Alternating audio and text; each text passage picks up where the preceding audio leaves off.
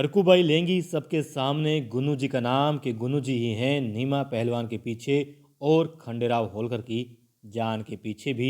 इतना ही नहीं, वो कह देंगी सबको कि मालेराव का अपहरण भी गुन्नू जी की साजिश के तहत हुआ था। जी हाँ, देखिए पहले भी ऐसा हुआ है कि इशारा किया है द्वारकाबाई साहब के इस जावेद साहब के खिलाफ हरकूबाई ने अक्का साहिब यानी बड़ी रानी सरकार को बहुत बार आगाह करने की कोशिश की। एक बार तो साफ साफ लगभग कह भी दिया था।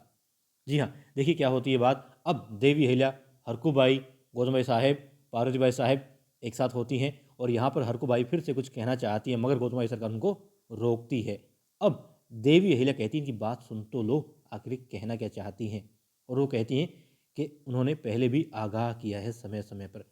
सबसे पहले तब किया था जब मालेराव होलकर का अपहरण हुआ था, तब उन्होंने कहा था कि बड़ी रानी सरकार कोई है वाड़े से ही जो मिला हुआ है और इस सब के पीछे है, कोई घर का ही भेदी है।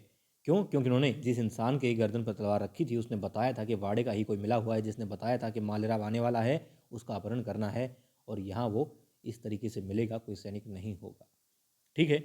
अब शक किस पे गया था उनका? गुन्नू जी पे गया था। जब वापस लौटी थी हरकूबाई, गौतमबाई साहेब, पार्वतीबाई साहेब, तब उन्होंने यही कहा था गुन्नू जी, गौतमबाई साहेब ने, कि आप कहाँ थे? कैसे पता लगा कि मालेराव वहीं जाने वाला है वन भोजन के लिए?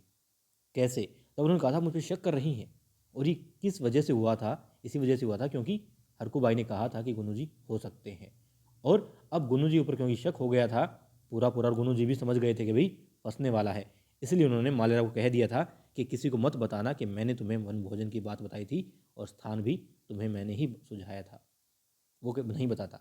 लेकिन अब फिर क्या हुआ, नीमा पहलवान जब आया उसके लिए भी देवी अहिल्या की इस छोटी सासूबाई ने बड़ी सासूबाई को आगाह किया था कि नीमा पहलवान पर थोड़ा संदेह हो रहा है, इतना विश्वास मत जताइए। मगर वो जताती हैं क्योंकि उन्हें लगता है कि हाँ, नीमा पहलवान ने उनकी जान बचाई है।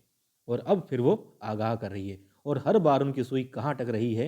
हरकुबाई की गुन्नू जी पर आकर ही अटक रही है।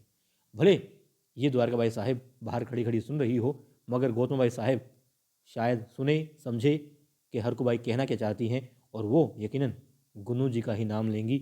बेशक साफ साफ शब्दों में यहाँ पर ना कह पाए क्योंकि द्वारकाबाई साहेब बाहर खड़ी खड़ी सुन रही है और इसका आभास हो सकता है क्योंकि देवी अहिल्या कदम उसी ओर बढ़ रहे हैं जिस तरफ द्वारकाबाई साहेब खड़ी है। कुल मिलाकर के बात यह इस बार फिर से देवी अहिल्या की सबसे छोटी सासूबाई बड़ी सासूबाई को आगाह करने जा रही है गुन्नू जी के खिलाफ। और बेशक गौतमबाई सरकार ना समझे मगर देवी अहिल्या और पार्वतीबाई साहेब का शक यहाँ पर यकीन में बदलता नजर आएगा क्योंकि दोनों को संदेह है कि ये इंसान मिला हो सकता है गलत लोगों से, इसी को लाभ हो सकता है खंडेराव होलकर के नुकसान होने से।